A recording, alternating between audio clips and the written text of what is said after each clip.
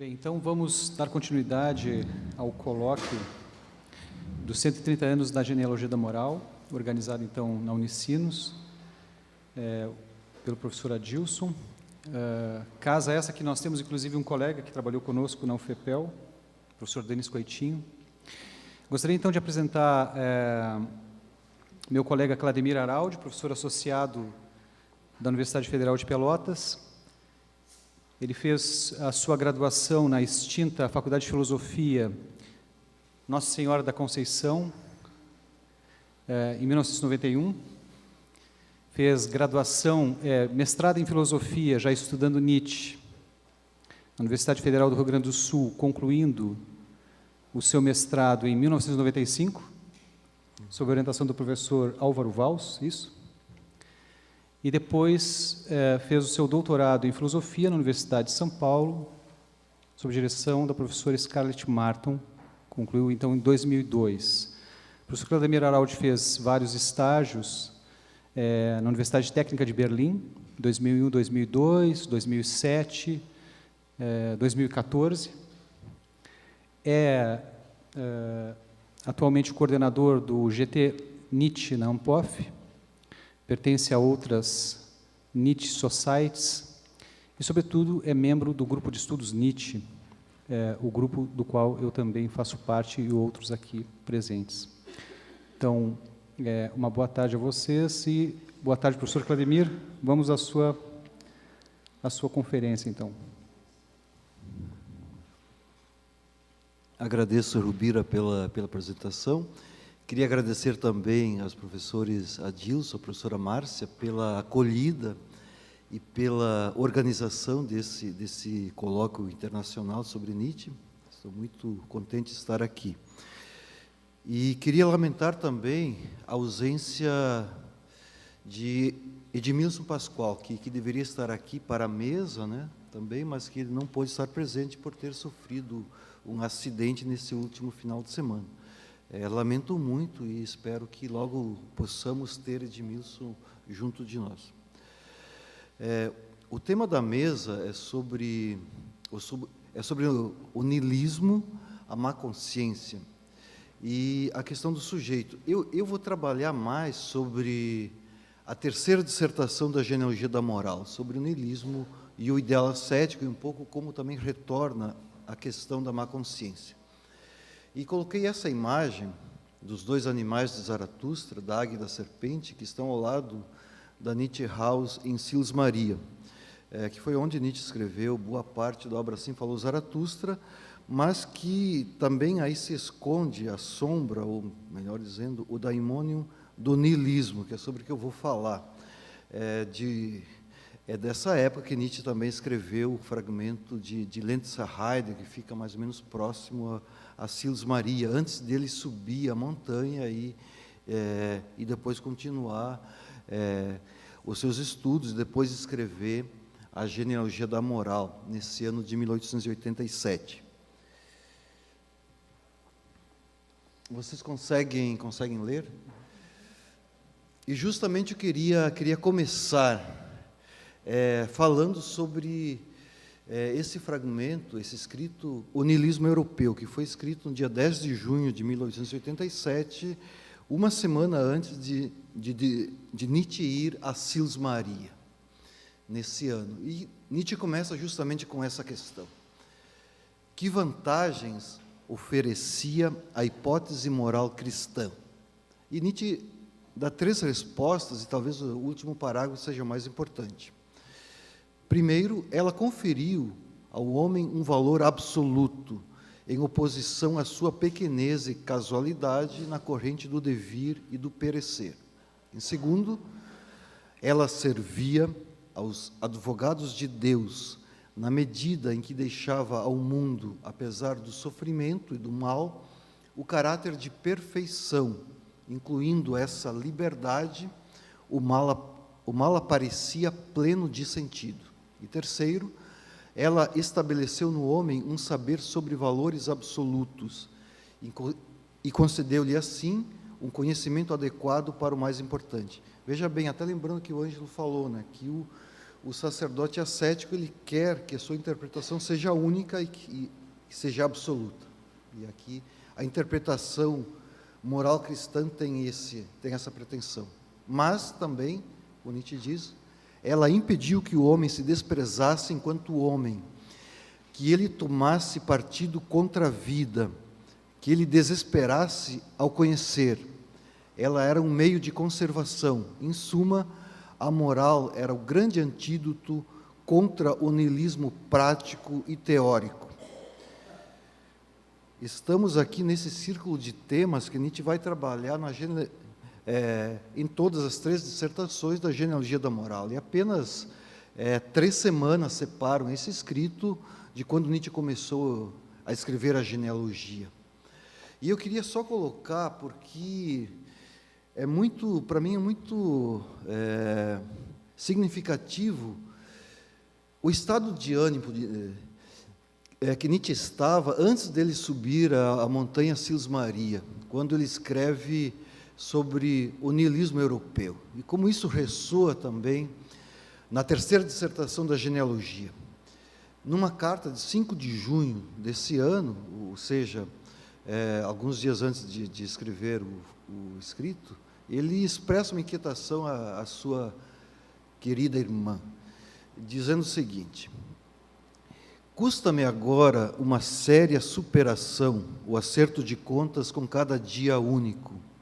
Aí, nos dias seguintes, ele mergulha numa melancolia, num estado de ânimo bastante assim, triste, e que vai se transmutar em inquietação, que ele vai colocar um pouco disso nesse parágrafo 8 da 3ª dissertação, quando ele diz que está se referindo a essa estada em Lenzerheide, nesses dias que ele passou lá, quando diz o seguinte, sobre a sua experiência do deserto: uma obscuridade voluntária, talvez, um desencaminhar-se de si mesmo, uma repulsa, ruído, admiração, jornal, influência. Sob certas circunstâncias, um quarto numa pousada qualquer lotada, onde se está certo de ser confundido e de poder falar impunemente com qualquer um. Aqui há deserto, é solitário o bastante, creiam-me. Isso, então, para reforçar essa disposição de ânimo de Nietzsche. E ainda, logo depois de ele escrever O Niilismo Europeu, uma semana depois, ele escreve ao seu amigo Franz Overbeck, dia 17 de junho, o seguinte: manter-me nesses últimos anos, isso foi talvez o mais difícil que o meu destino até agora me exigiu. Depois de um tal brado, como foi o meu Zaratustra, desde o mais íntimo da alma, não ouvir nenhuma voz de resposta, nada, nada, sempre a solidão sem voz de 1000 faces. Isso é sobremaneira terrível. Nisso pode sucumbir até o mais forte. Ah, eu não sou o mais forte. Meu ânimo está, desde então, ferido. Admiro que ainda vivo, mas não há dúvida de que eu vivo. Quem sabe o que ainda terei que vivenciar? Essa expressão de Nietzsche, lembrando que no final desse escrito de Lenzerheide, ele pergunta, quais são os que se revelarão os mais fortes? Ele vai responder, os mais comedidos, os que não têm necessidade de artigos de fé extremos. Uma semana depois ele diz, eu não sou o mais forte, mas isso de nada desmerece toda a coragem do seu pensamento. E queria colocar aqui a situação, até lembrando, né, que o Wilson falou sobre a psicologia, e aqui lembrando que não é que Homo Nietzsche diz, né, os 3 trabalhos decisivos desse psicólogo, e que cada dissertação da genealogia da moral revelaria, ao final, uma nova verdade. Isso Nietzsche diz no Ecce Homo, porque escrevo livros tão bons, quando ele comenta a genealogia. Aí, como Wilson já havia mencionado, A primeira dissertação expressa a psicologia do cristianismo, que o cristianismo nasceu a partir do espírito do ressentimento, o que ele desenvolveu. A segunda dissertação oferece a psicologia da consciência moral, ou seja, sobre a má consciência, o instinto de crueldade que se volta para trás, o passado animal do homem, como essa psicologia animal, como o homem conseguiu ser cruel em relação a si mesmo. E o que mais nos interessa aqui, a terceira dissertação daria resposta à questão: de onde procede o tremendo poder do ideal ascético? E Nietzsche vai dizer que é o falta de algo melhor por excelência, para preencher esse horror vácuo. Veja bem, esse imenso poder que teve o ideal ascético, como Nietzsche vai ressaltar. E aqui, veja bem, seriam preparativos para a grande tarefa da transvaloração. Nietzsche diz lá no Ecce Homo, e também anuncia, no parágrafo 27 da terceira dissertação, não apenas a transvaloração, mas uma obra que ele, à época, destinava a escrever, A Vontade de Poder, ensaio de uma transvaloração de todos os valores. Está lá estampado no livro esse projeto de livro que Nietzsche vai abandonar no final de agosto de 1888. Mas, um ano e pouco antes, era um projeto muito, muito importante para Nietzsche, não podemos negar isso. Então, o cerne seria que Nietzsche fornece a primeira psicologia do sacerdote. Veja bem, a psicologia do sacerdote. E aqui pergunto, mas por que Nietzsche fala tanto sobre a fisiologia do sacerdote? Por que ele não fala, eu forneço a primeira fisiopsicologia do sacerdote? Não, a primeira psicologia do sacerdote. Ele não junta as duas coisas, e isso tanto pior para Nietzsche, porque se ele lograsse juntar a fisiologia com a psicologia, ele teria avançado bastante nessa investigação. Pergunto, então, ressentimento, má consciência e ideal ascético de cada dissertação são três formas de niilismo? Eu tendo a entender que sim. E lamento que Edmilson não esteja aqui para a discussão. E a terceira dissertação é que mais trata sobre o niilismo, e veremos por quê. Aí, Nietzsche quer chegar ao cerne do niilismo, quando ele pergunta qual é o sentido do ideal ascético, quais são os sentidos, os múltiplos sentidos. E Nietzsche é muito taxativo, assim como foi no escrito de Lenzerheide.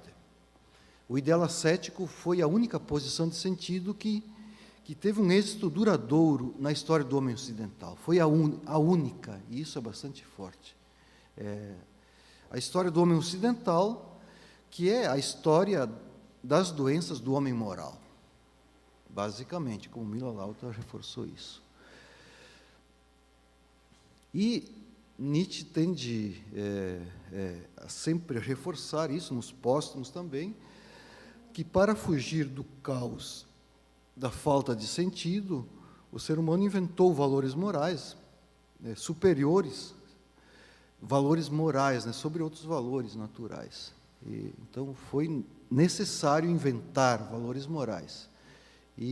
Porque esse é o traço fundamental da vontade humana, seu horror vácuo, e que é o que inicia e encerra a terceira dissertação. E, como também o Wilson ressaltou, o ideal ascético fornecia um sentido para o sofrimento. O sofrimento era interpretado. E Nietzsche termina a terceira dissertação dizendo: a monstruosa lacuna parecia preenchida, a porta se fechava a todo o niilismo suicida.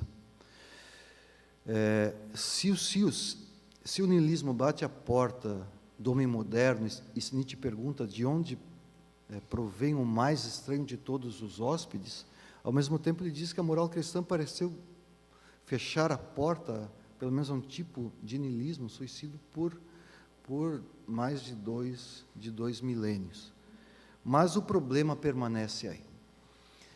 Só para reconstruir rapidamente, Nietzsche começa a terceira dissertação perguntando o que significam ideais ascéticos e vai responder que há diversos sentidos do ideal ascético nos artistas, nas mulheres, nos filósofos, sacerdotes e santos. Eu vou me ater mais aos sacerdotes e um pouquinho ao filósofo, que é uma questão que Nietzsche abandona, mas que liga ao sacerdote. Por quê? Porque durante muitos séculos os filósofos foram muito afeitos ao ideal ascético, como Nietzsche diz no parágrafo 7 da terceira dissertação. Todo animal, portanto, também a besta filósofo, busca instintivamente, aqui novamente a palavra instintivamente, que o Ângelo reforçou, busca instintivamente um optimum de condições favoráveis, em que possa expandir inteiramente a sua força e alcançar o seu máximo de sentimento de poder. Assim, para o filósofo, o ideal ascético é seu caminho próprio, singular, para o poder. Ele quer também aumentar o seu poder. Para o domínio e para a constituição de si mesmo. Por quê? Porque reúne as condições para a mais alta espiritualidade, que Nietzsche tanto preza. Mas é interessante ver que Nietzsche diz, até agora, o filósofo só pode existir com a máscara do ascetismo. E somente no final Nietzsche vai acenar como seria o filósofo sem a máscara do ascetismo. Que aí tem a ver com a própria proposta dos filósofos do futuro, com os espíritos livres, e que é o projeto do próprio Nietzsche. Porque o filósofo tem as artes de transfigurar até mesmo a sensualidade no estado estético, quando Nietzsche discute com Schopenhauer. E aqui é interessante, porque o filósofo, ele é afirmador, aqui, apesar dessa máscara ascética. Por quê? Porque ele torna a espiritualidade como seu instinto dominante. E essa é uma relação forte entre filosofia e ascetismo, mas Nietzsche quer, nessa época, naturalizar o ascetismo, tirar esses traços que são a renúncia de si. E aqui também eu queria rapidamente, não vou ler todo aqui, porque o Wilson já havia feito a menção, apenas colocar o seguinte, para além de bem e mal, prelúdio uma filosofia do futuro. Lá Nietzsche já anuncia os filósofos do futuro. Quem são os filósofos do futuro? Lembrando que na segunda dissertação, no parágrafo 24, Nietzsche evoca apenas o homem do futuro, mas não fala em filósofo do futuro. O homem do futuro será aquele que nos salvará da vontade de nada, do niilismo, do grande nojo. E na genealogia, Nietzsche não fala do filósofo do futuro, mas ele vai falar do filósofo. Quando ele vai naquela observação, colocar a pergunta, a questão que vale esta ou aquela tábua de valores, deve ser colocada das mais diversas perspectivas. E aí, a Scarlett também mencionou hoje, a pergunta que fez ao Wilson, todas as ciências devem, doravante, preparar o caminho para a tarefa futura do filósofo, que é a de resolver o problema do valor e determinar a hierarquia dos valores. Mas, veja bem, a tarefa do filósofo, a tarefa futura, parece que é o filósofo do futuro, isso fica mais ou menos evidente. Mas, na terceira dissertação, o filósofo retorna de modo mais tímido. E Nietzsche, ele promete muito mais na primeira dissertação do que ele cumpre, porque essa colaboração entre médicos, fisiólogos, psicólogos, ele pouco faz isso ao longo da genealogia, mas fica como um projeto. A terceira dissertação tem pouca colaboração com a medicina e com a fisiologia, no sentido que o próprio Nietzsche havia proposto. E aqui eu quero marcar aqui o seguinte, que é uma provocação ao Wilson. Quando Nietzsche coloca nessa mesma Merkel, é igualmente necessário, por outro lado, fazer com que fisiólogos e médicos se interessem por esse problema, o do valor das valorações até agora existentes. E lá ele vai dizer em seguida, de fato, toda tábua de valor precisa primeiro de uma clarificação e interpretação fisiológica, ainda mais do que psicológica. Veja bem, e aguardo uma crítica da ciência médica. Se o Nietzsche estava tão convencido de que é tão importante a fisiopsicologia, por que ele separa as coisas desse modo? Eu não sei por quê.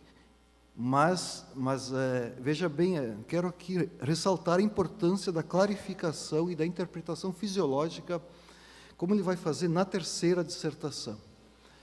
E essa divisão de trabalho entre filósofos, médicos, fisiologistas e psicólogos é muito interessante, mesmo que Nietzsche pouco tenha avançado, mas, de certo modo, o genealogista, filósofo, no sentido como Nietzsche compreende, também articularia. O Nietzsche, até certo ponto, faz isso. Mas o meu problema é a fisiologia na terceira dissertação em relação ao sacerdote ascético.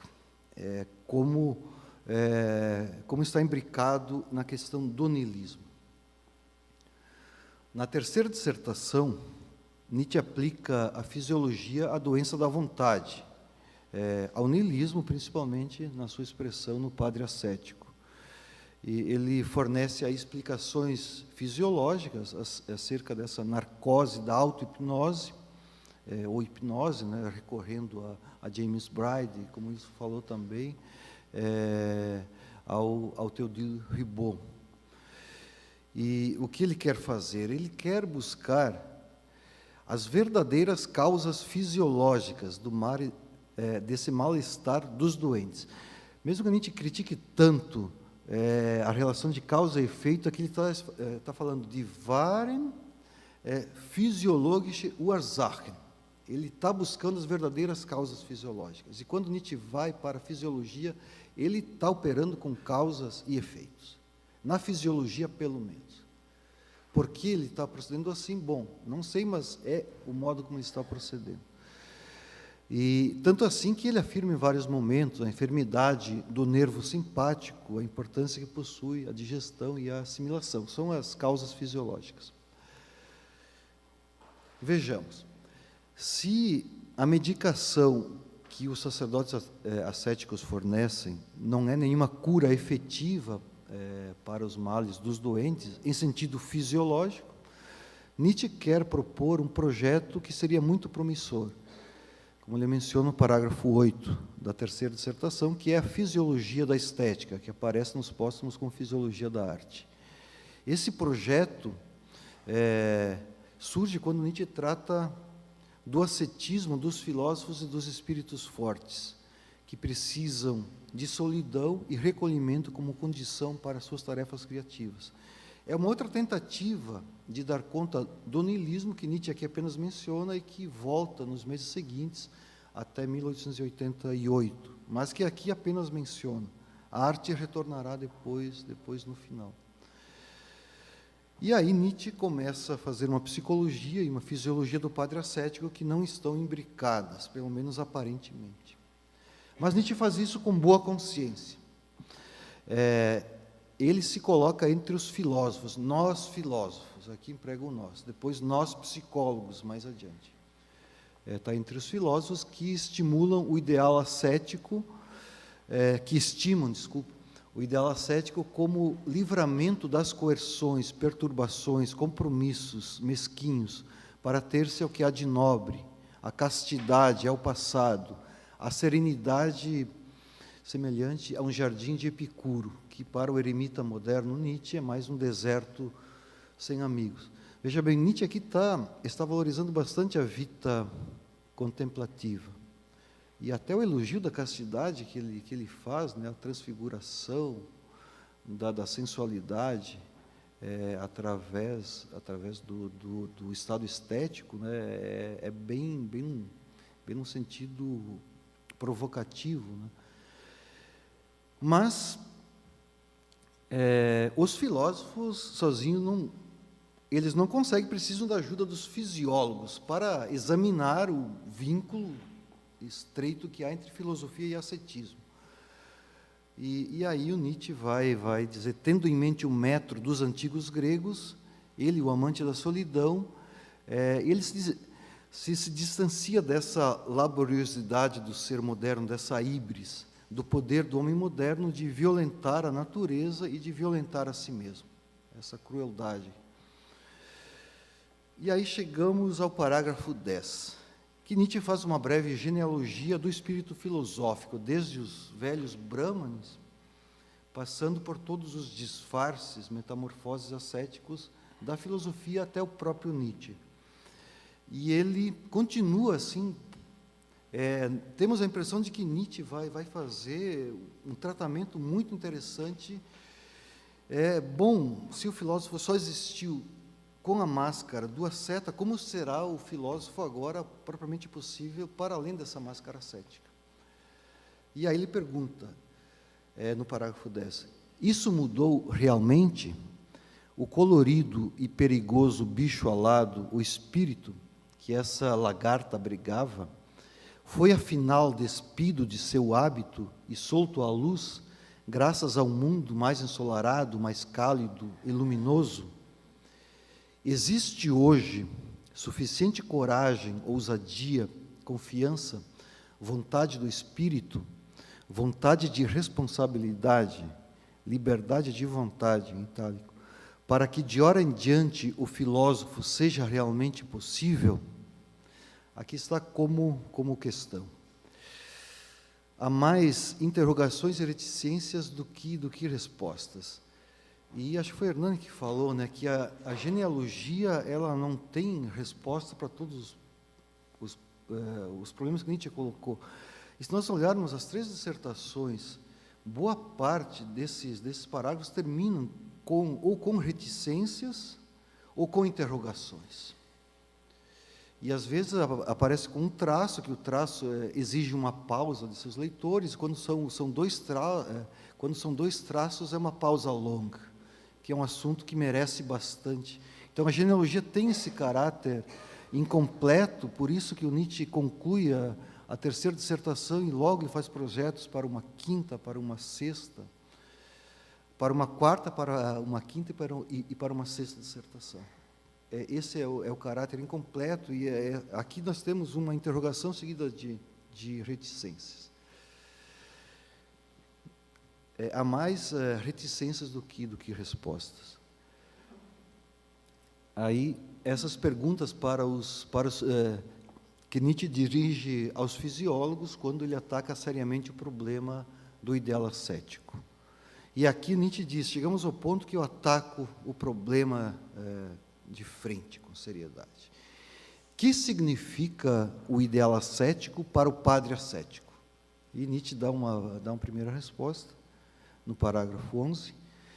O padre ascético tem nesse ideal não apenas a sua fé, mas também a sua vontade, o seu poder, o seu interesse.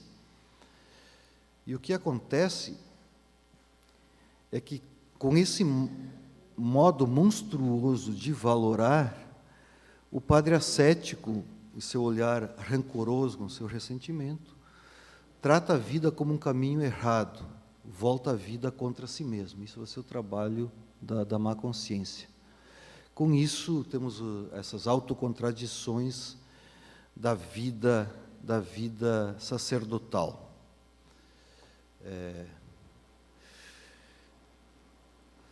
Começam nesse parágrafo 10, 11, as considerações fisiológicas em sentido mais forte. Nietzsche quer mostrar os processos fisiológicos que são subjacentes a essa espécie curiosa de vida, que acarreta, com seu ideal, uma diminuição da vitalidade fisiológica. Então, Nietzsche está querendo fornecer uma causação fisiológica do niilismo, enquanto doença da vontade, que tem uma longa história e relaciona a fisiologia com a história e com a psicologia, os principais eixos do método genealógico. Mas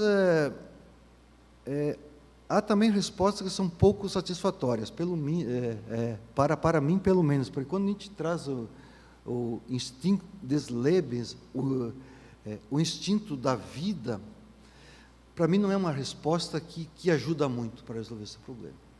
Nietzsche fala em vários momentos, recorre ao instinto profundo da vida, para explicar como esse tipo, que só na aparência é hostil à vida, pode prosperar e dominar.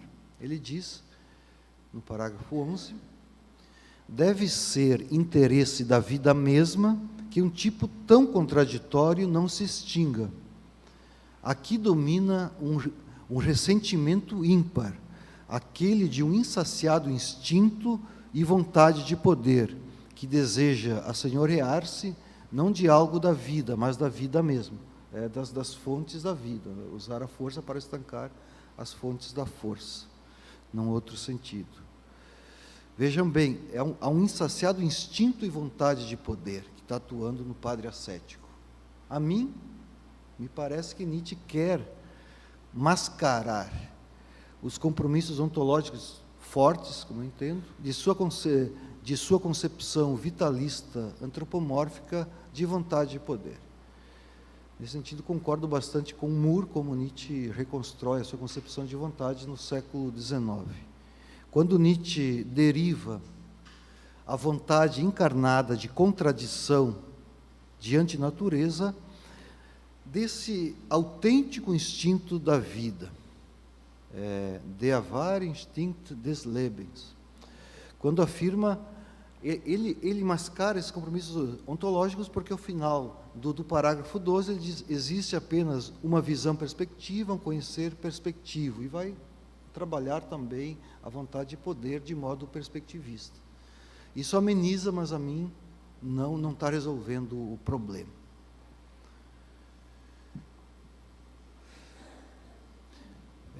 Visto do ponto de vista fisiológico, essa autocontradição do asceta, que aqui na tradução do Paulo César está como contradição fisiológica, mas é Selbstwiderspruch, essa autocontradição do asceta, a vida contra a vida, não faz sentido, é apenas aparente.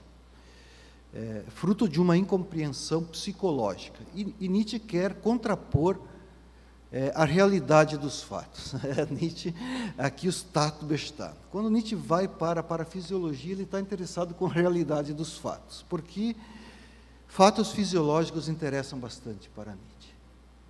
Um Tatbestand. Ele vai dizer no parágrafo 13, o ideal ascético nasce do instinto de cura e proteção de uma vida que degenera, que busca manter-se por todos os meios e luta por sua existência. Ele indica uma parcial inibição e exaustão fisiológica, que os instintos de vida mais profundo, permanecidos intactos, incessantemente combatem com novos meios e invenções. Me desculpe, mas instintos de vida mais profundo, permanecidos intactos, isso é até antinaturalista. Não se pode sustentar isso de um modo minimamente empírico ou naturalista, tal como o próprio Nietzsche exige, em momentos centrais da sua obra tardia. É um problema, eu não consigo entender aqui o que Nietzsche entende. Por isso, não consigo entender e ter uma compreensão com o mínimo de empiria exigido pelo método genealógico. Agora, o ideal ascético é um artifício para a preservação da vida. Faz parte das grandes potências conservadoras e afirmativas da vida. E lembremos que lá no parágrafo 27, Nietzsche evoca a lei da vida, a lei de uma vamos ver qual é a expressão aqui de Nietzsche, de uma fundamental, deixa eu ver se eu consigo, a luz aqui está tão forte que as letras começam até a se embaralhar aqui na minha frente. A lei da vida, a lei da necessária autossuperação que há na essência da vida.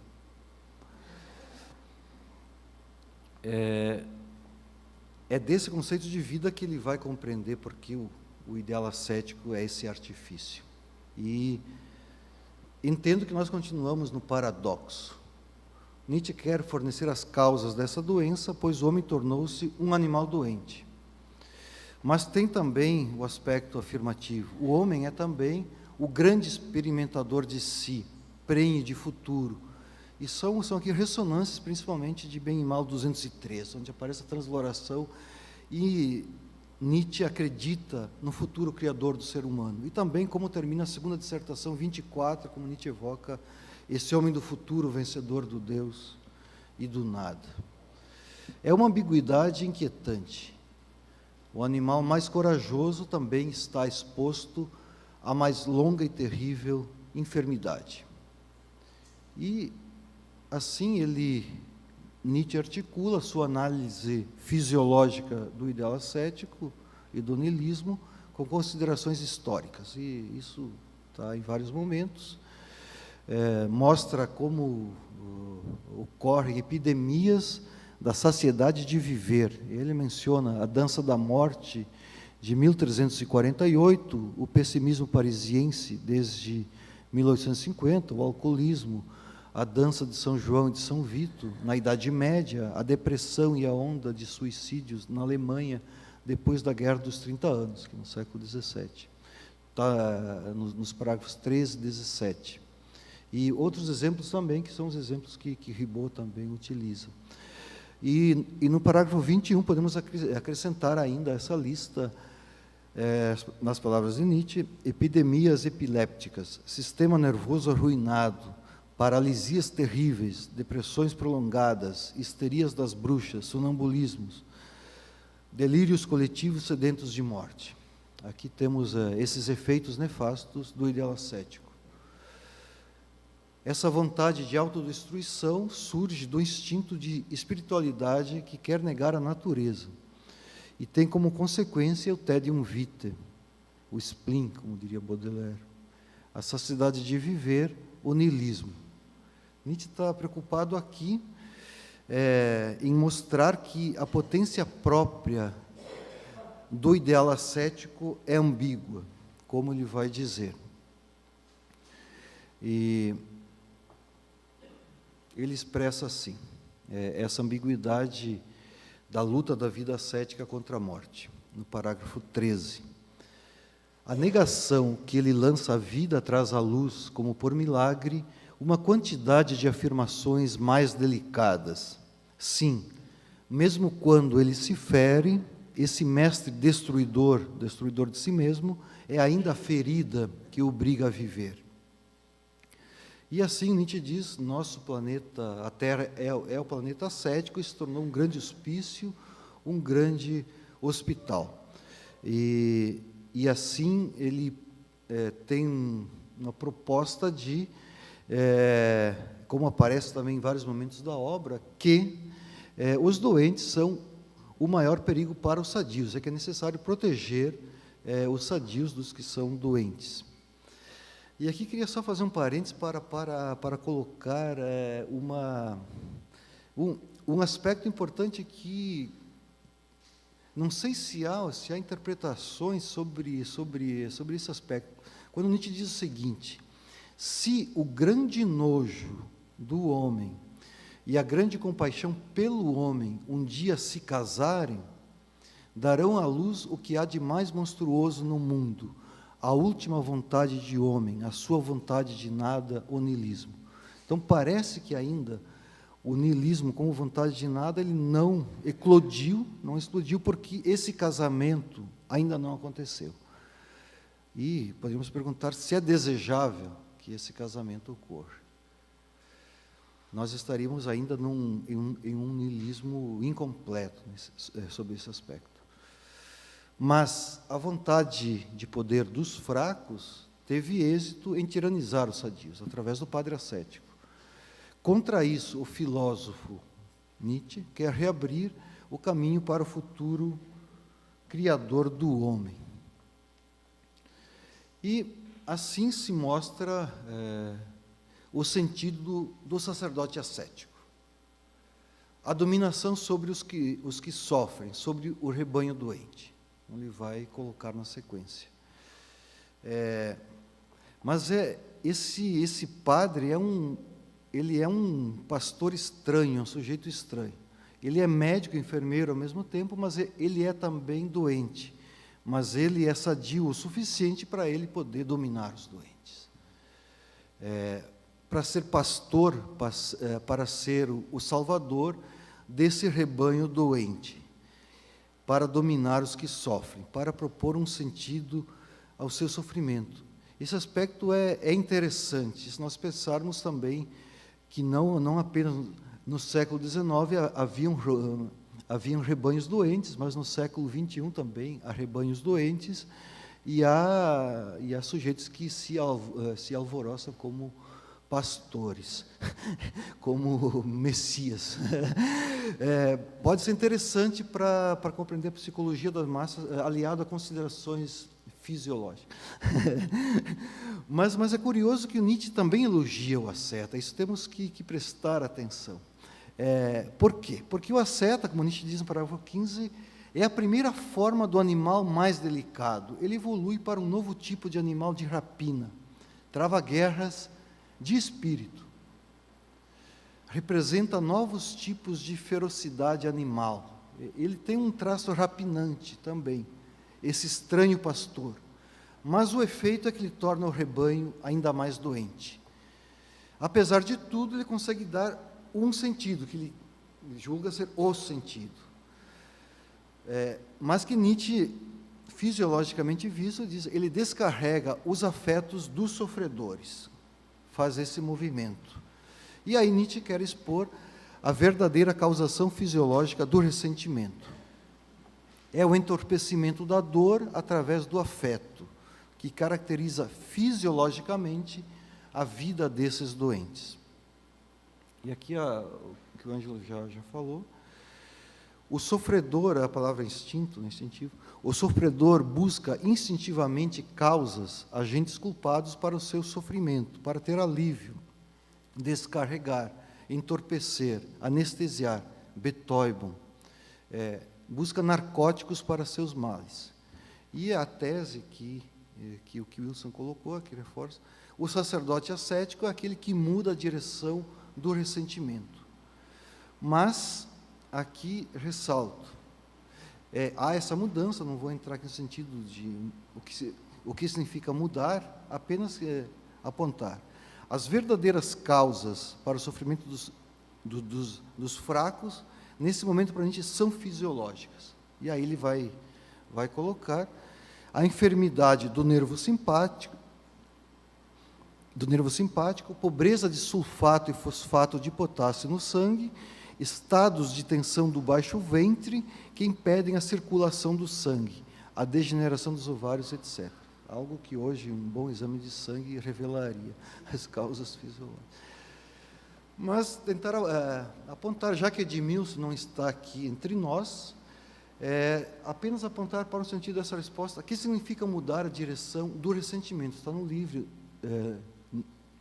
livro de Pascoal, Nietzsche e o Ressentimento, em que ele diz, na terceira dissertação, na qual o ressentimento é associado ao sofrimento interior do homem, e esse causado por fatores fisiológicos, citando esse parágrafo 15, e o sacerdote ascético é apresentado como aquele que altera a direção do ressentimento, tem-se justamente a exposição do modo como aquela concepção de que o sofrimento do homem seria uma espécie de punição, é utilizada para conter o rebanho e mantê-lo apaziguado. O ideal ascético aparece, então, como parte do modus operandi da moral do ressentimento, que apresenta o próprio sofredor como culpado pelo seu sofrimento e, por conseguinte, como alvo da própria sede de vingança. E aí Nietzsche vai avançar.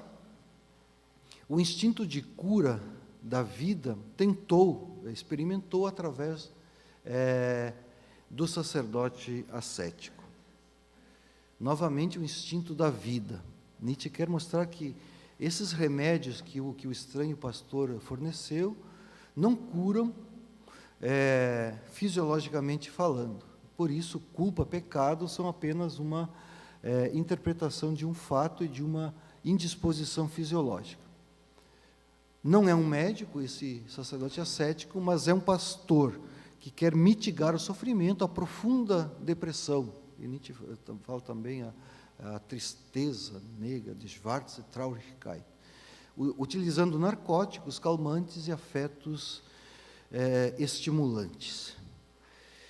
E aqui, nesse parágrafo 16, Nietzsche se detém nos meios de cura engendrado pelas grandes religiões para combater essa exaustão, Ermüdung, que se tornou epidemia. É uma epidemia da sociedade de viver. E aqui eu queria fazer, já foi falado de Schopenhauer primeiro, quando Nietzsche trata sobre as grandes religiões, isso também é interesse, porque, como Ribot compreende, porque tem uma influência forte, como Schopenhauer compreende as grandes religiões, o budismo, o brahmanismo e o cristianismo, principalmente no livro 4 do Mundo como Vontade de Representação, os complementos e suplementos, que Nietzsche está aqui também discutindo, dando uma resposta a Schopenhauer sobre o problema do ascetismo. O sacerdote ascético, assim, não possui um saber fisiológico correto, Nietzsche possuiria, para tratar desse sentimento de obstrução fisiológica e de suas erupções na história. As grandes religiões, para Nietzsche, seriam apenas tentativas psicológico-morais ruins para curar, para combater esse cansaço nihilista. E Nietzsche quer a chave na fisiologia. E aí, por exemplo, o pessimismo seria apenas consequência dessa obstrução fisiológica, ele vai buscar as causas. E, como Wilson falou, do ângulo moral-psicológico, temos uma renúncia de si, salvação. Mas, fisiologicamente, é a hipnotização, seja na forma também de hibernação, estivação, que são utilizados por esses sportsmen. E Nietzsche vai tratar o asceta como um atleta, e depois como um mago, faz uma magia negra.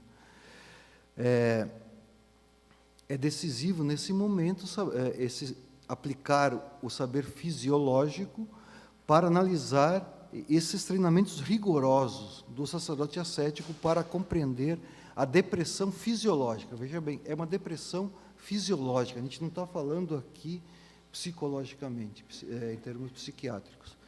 E aqui, rapidamente, acho que o tempo deve estar terminando. Deus é o nada. Nós teremos aqui, através dessa hipnotização, desse sono profundo, dessa calmaria, desse nirvana, dessas técnicas, o que isso significa, essa estima pela redenção, pelo sono profundo, nas grandes religiões. A gente faz uma pausa e diz, olha, filosoficamente temos uma versão mais interessante de Epicuro, sofredor, que de modo mais lúcido e frio expressou esse sentimento do nada hipnótico, esse amortecimento hipnótico da sensibilidade, quase semelhante a um estoicismo intelectual. Mas aqui, novamente, teríamos a vontade de poder. Os doentes, eles querem superar o seu estado e buscam se organizar em rebanho. E, para concluir, eu queria trazer aqui um problema que fica, porque Nietzsche dá tanto peso às grandes religiões e porque, depois de trabalhar a diminuição do sentimento vital, Nietzsche vai tratar do excesso de sentimento, de Ausschweifung des Gefühls, contra essas dores do indivíduo, o poder do entusiasmo que afetos fortes partilhados possuem. E o que acontece? Nesse ponto, Nietzsche praticamente interrompe as suas investigações fisiológicas e transita para a psicologia. E aí ele vai se assumir como psicólogo, nós psicólogos. Ele vai fazer o diagnóstico dessa doença, mas por um viés psicológico.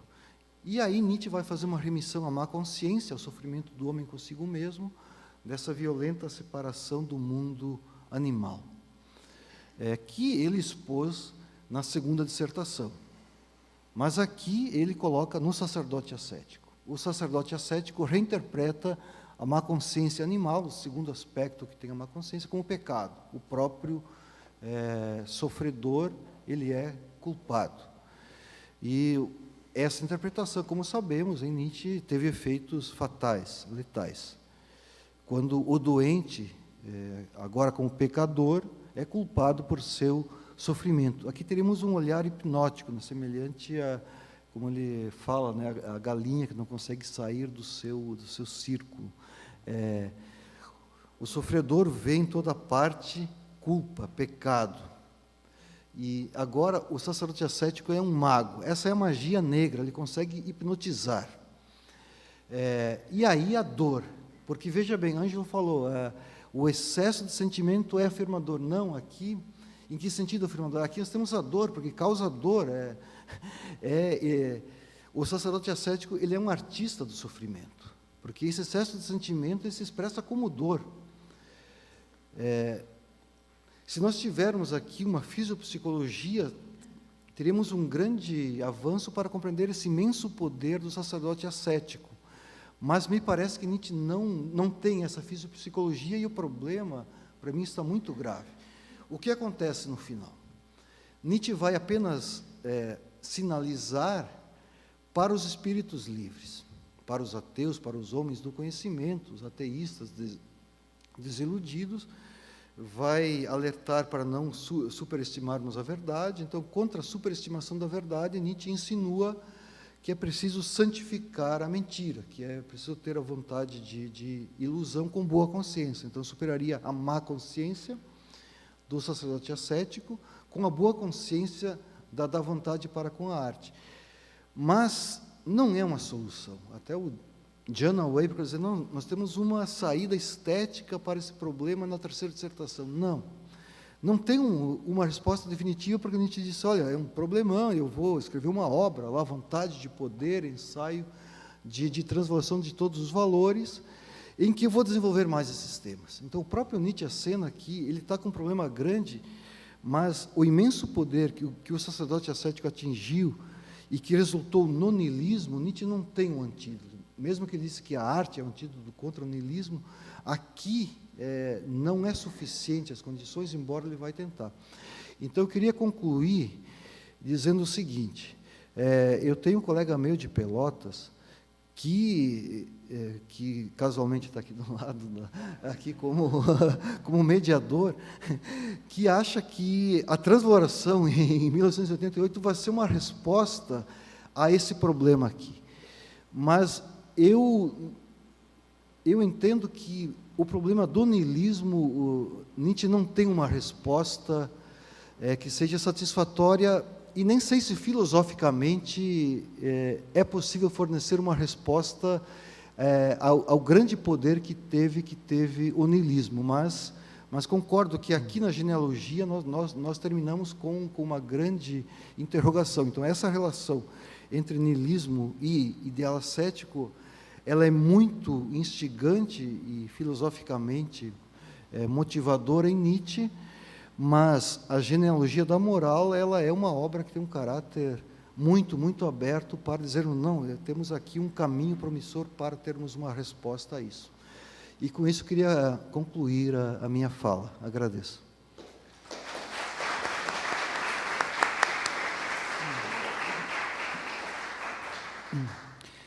Bem, senhoras e senhores, o mais estranho dos hóspedes está à porta.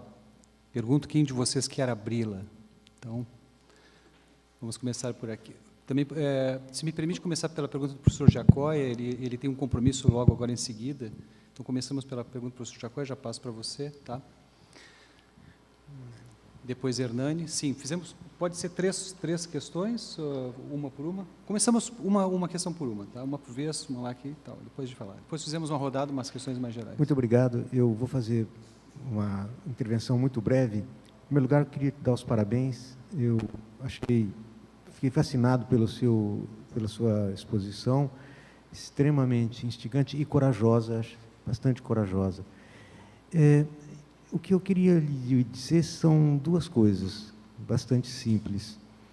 A primeira, Genealogia da Moral 3.10, que você citou, eu queria saber o que é que você pensa sobre o fato de que a expressão "o filósofo" está escrita entre aspas e antes de um traço de separação, na passagem sobre se, de hora em diante, é possível que haja na Terra o filósofo.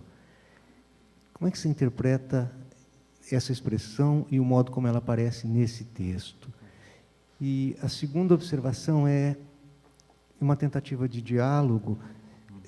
Será que você não insiste em demasia na dicotomia entre fisiopsicologia, enquanto Nietzsche insiste justamente na direção oposta, quer dizer, na superação da dicotomia? Professor Giacoia, agradeço por seus comentários e pelas questões.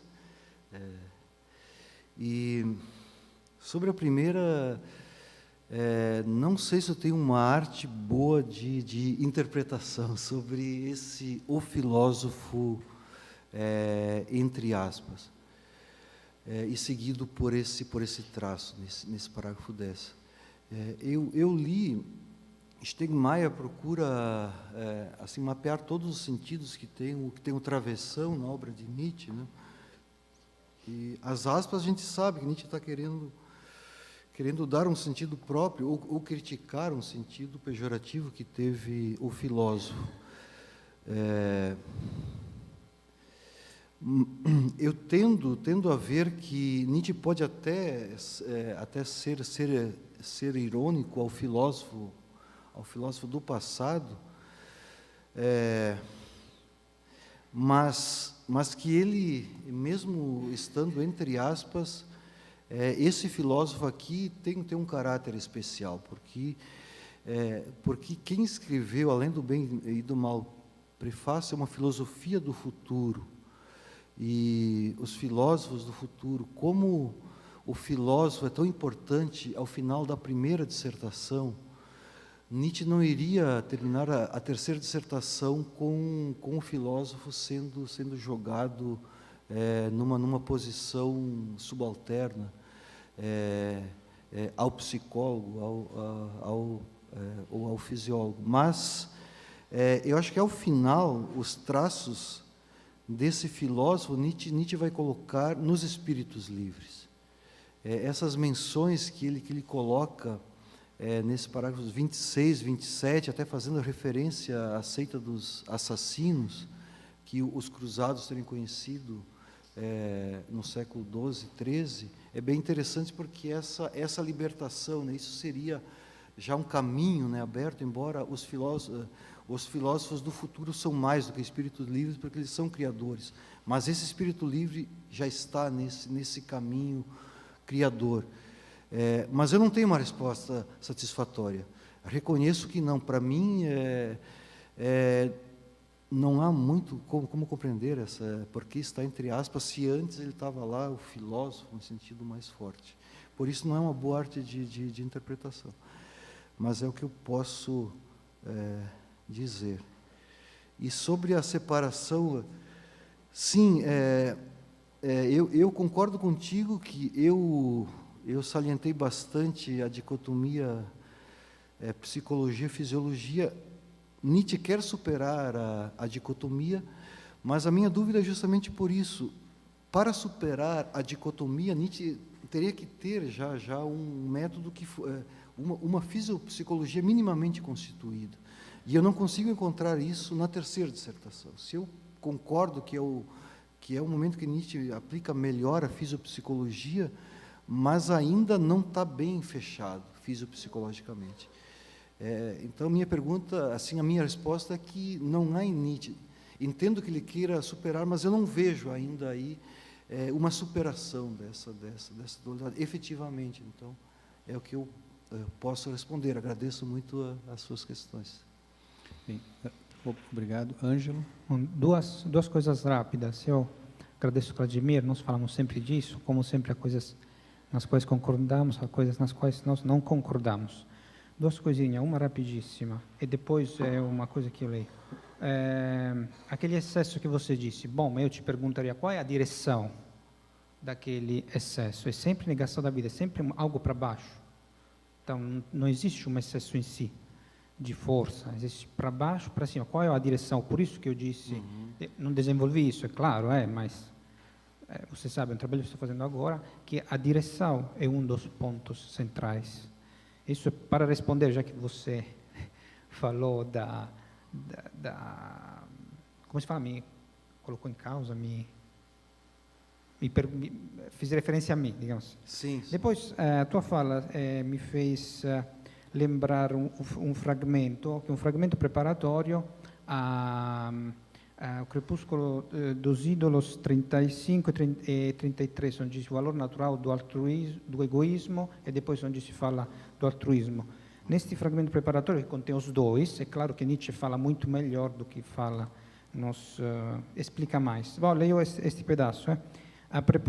Depois eu quereria, se você quer dar uma sugestão, porque aparece fisiológico. A preponderância da maneira de valorar altruística é a consequência de um instinto que sabe-se sair do mal.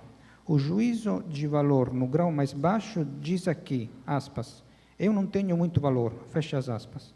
Um juízo de valor meramente fisiológico, vírgula, ou, mais claramente, dois pontos, o sentimento de impotência ou macht, da falta dos grandes sentimentos afirmativos de poder nos músculos, nos nervos, nos centros de movimento.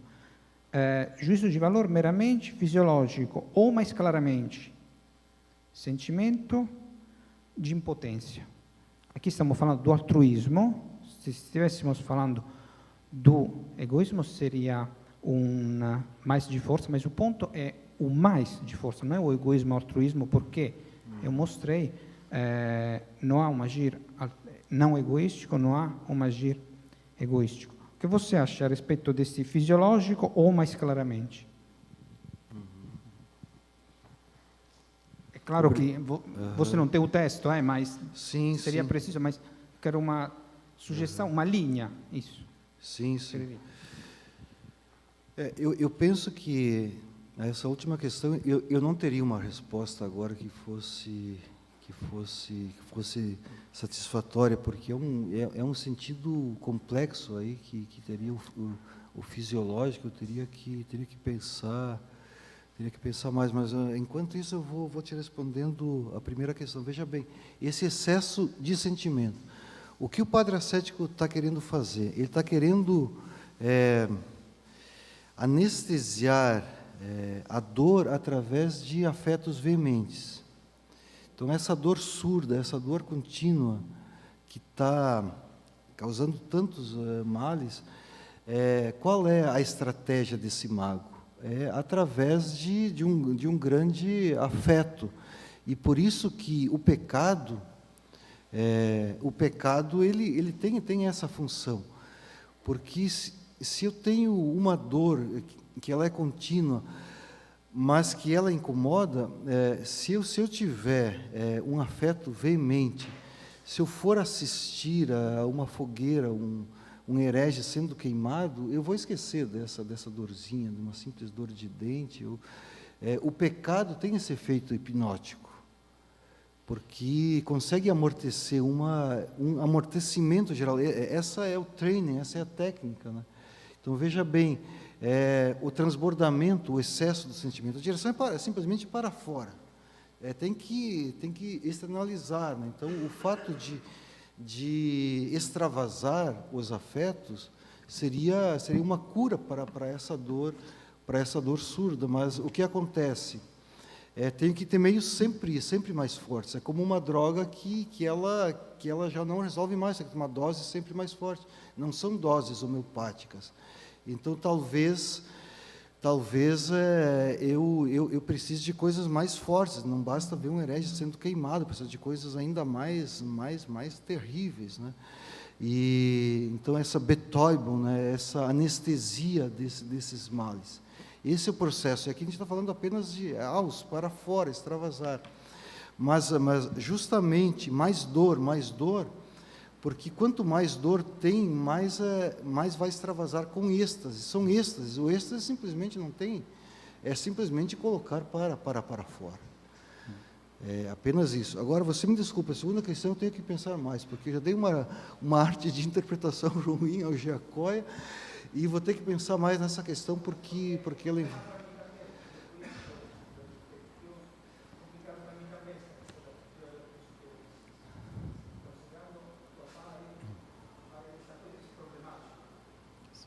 Bem, temos aqui, agora temos aqui o Hernani, e depois a professora Scarlett, e aí depois a gente ainda faz uma rodada geral, temos tempo, tá? Vamos lá. Eu vou ser, Clademir, assim, pretendo ser objetivo, rapidíssimo, mas quero dizer assim, da minha enorme alegria de estar aqui, porque fazia muito tempo que eu não participava de um evento sobre Nietzsche, e eu estou super feliz porque eu venho desses eventos de massa sobre Foucault, que são de uma platitude absurda, de uma superficialidade muito grande no geral, entendeu? Estou muito feliz aqui, super feliz de poder, enfim, estar aqui conversando com vocês. Clademir, eu queria lembrar que o artifício é Kunstlich, né?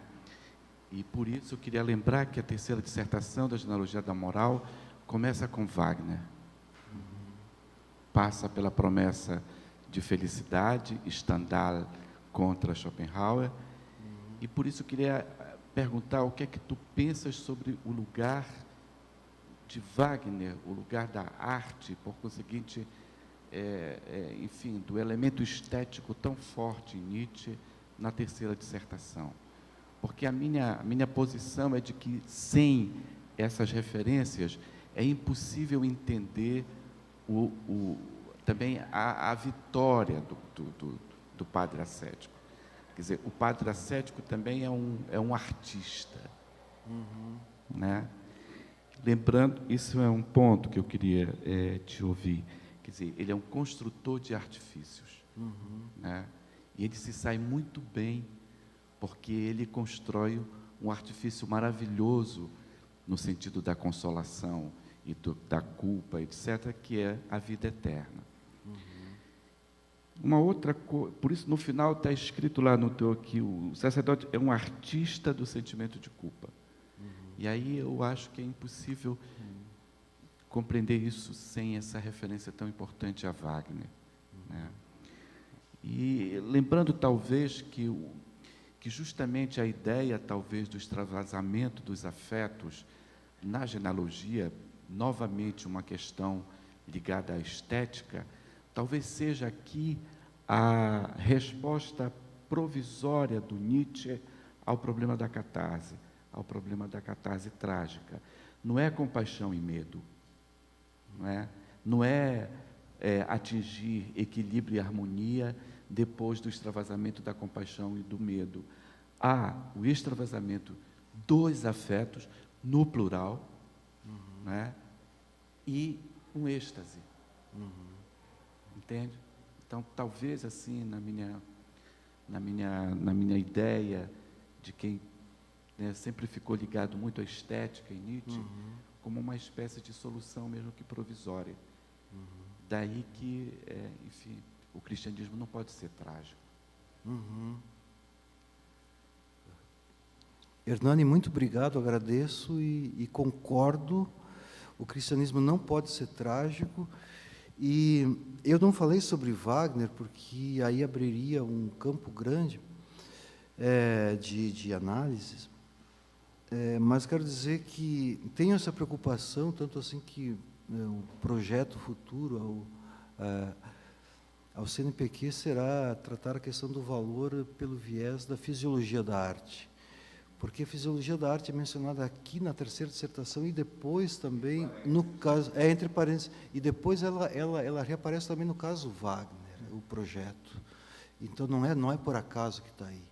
Concordo contigo que Wagner tem uma importância muito grande nesse início, depois Schopenhauer, discutindo tudo sobre o estado estético, e sobre todas essas questões, como Nietzsche vai interpretar essas figuras de Wagner e o próprio os mestres cantores, todas essas partes. Não quis falar, mas está aqui na terceira dissertação e estará muito forte nos meses seguintes, porque a questão da embriaguez, né? Quando a gente vai tratar a fisiologia da arte nos póstumos de 1988, ele vai querer reinterpretar a embriaguez dionisíaca por esses pressupostos fisiológicos. E são análises interessantíssimas, né?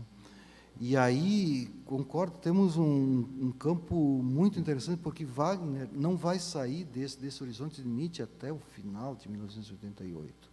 E por esse aspecto da arte, e aí a própria arte nihilista, a arte de Wagner, a crítica que a gente faz, como ele vai retrabalhar o políneo dionisíaco, a descarga, todos esses aspectos,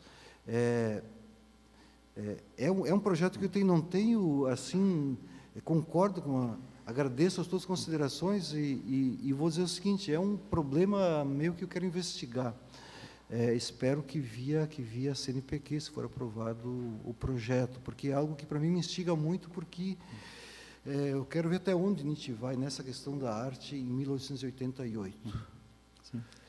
Se a professora Scarlett me permite, só queria anexar algo nessa conversa, porque é interessante que o Nietzsche inicia a epígrafe da terceira dissertação sobre o Zaratustra. Quer dizer, e o que é o Zaratustra? No fundo, sim, é filosofia, mas também é uma literatura, um escrito, enfim. E o Nietzsche, então, vai terminar o seu percurso com os ditirambos de Dionísio, que é, entre aspas, poesia. Então, ele começa, de fato, a terceira dissertação perguntando o que significam para os artistas o ideal ascético, é a primeira questão, né? Então, realmente, é só para... Professor Scarlett. Muitíssimo obrigada, Clademir, pela sua intervenção. Na verdade, tomada aqui de bom humor, primeiro eu diria ao Hernani que o bom filho a casa torna, e a você, Clademir, mestre nos nihilismos, realmente. Estou pensando, inclusive, no seu texto no nosso diálogo, no seu texto sobre o S.O.M., mestre em nihilismos os mais variados, inclusive os nihilismos contemporâneos, né? Então, eu perguntaria a você, já que foi, de alguma forma, o cerne da sua fala, a relação entre ascetismo e nihilismo, e já que você mencionou o nihilismo suicida e o nihilismo incompleto, na genealogia da moral, quais as diferentes concepções de nihilismo que se acham presentes? De que maneira relacionar esse nihilismo com que você relaciona o ascetismo? Que nihilismo é esse? Ou quais são os nihilismos que se poderiam relacionar, que poderíamos relacionar com o ascetismo? Obrigada. Scarlett, sou muito grato por tuas considerações, fico muito contente de ter vários momentos de podermos retomar a discussão e também sobre o ecce homo, sobre as doenças, são outras formas com que o nihilismo ele se apresenta.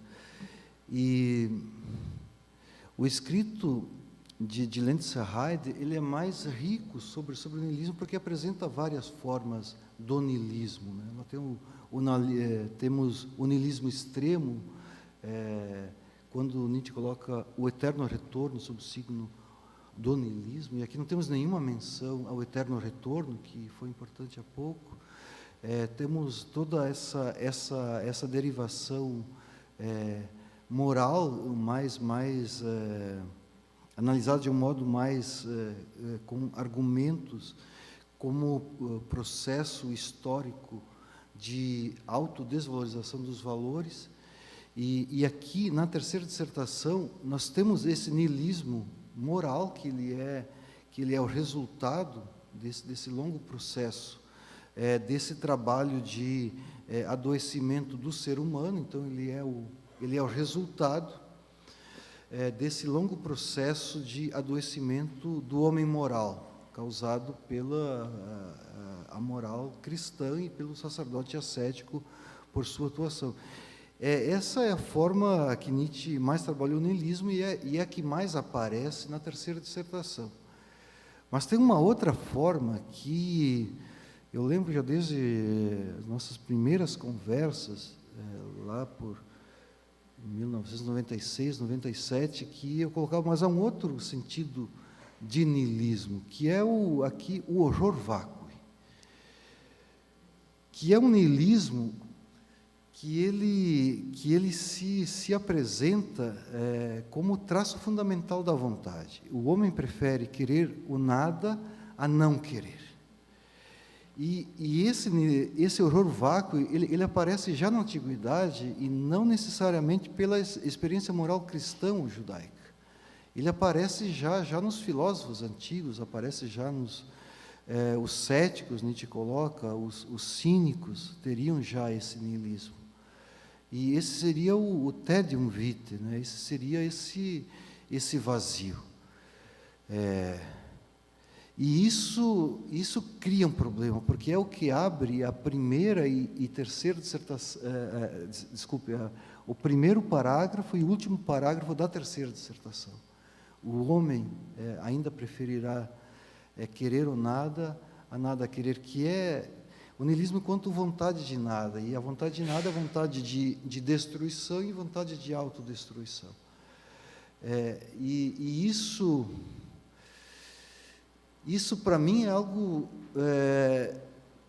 que eu já me perguntei muitas vezes, porque no nascimento da tragédia, o Nietzsche diz o seguinte, olha, os habitantes das Ilhas Fiji, que o Spencer trabalha bastante, o Paul Ré, teve uma época lá que eles não tinham arte, não tinham religião, eles começaram a se matar.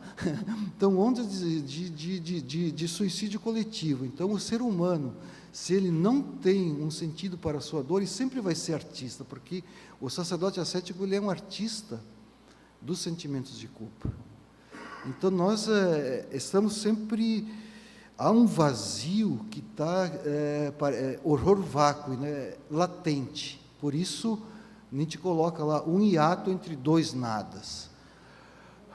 Essa seria a condição humana, uma coisa terrível, pessoal, que é um hiato entre dois nadas.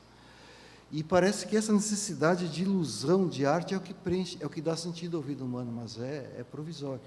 E a própria religião é um meio de arte. Então, eu diria, há outras formas, há o niilismo administrativo, que ele fala de Spencer, faz menção ao niilismo russo, que é o niilismo ativo, faz menções ao niilismo passivo, mas pouco conceitualmente trabalhados. Agora, esse niilismo que está no início, no final da terceira dissertação, é algo que eu quebro a cabeça há muito tempo, mas para mim fica muito desafiador, mas foge desse esquema meramente moral, de analisar pelo problema como lógica de autodesvalorização dos valores morais. Não está nesse esquema. E Nietzsche poucas vezes volta a ele. Por isso que a terceira dissertação me é tão cara, e por isso que a arte é tão importante. Porque a arte, como ele vai dizer em 88, a arte, nada mais do que a arte, ela é o único antídoto ao niilismo, o antídoto para o conhecedor trágico, do que sofre, do que conhece, do que sente. E aqui Nietzsche parece que ele colhe, né, esse antídoto mesmo que ele quer fornecer. Então diria isso sobre essa questão. É pobre perante o que você me colocou, mas eu tento fugir do niilismo, mas não consigo. O naturalismo não conseguiu me dar em Nietzsche saídas, né, para essa questão. E no Brasil, em 2018, é mais difícil ainda sair do niilismo. Agradeço.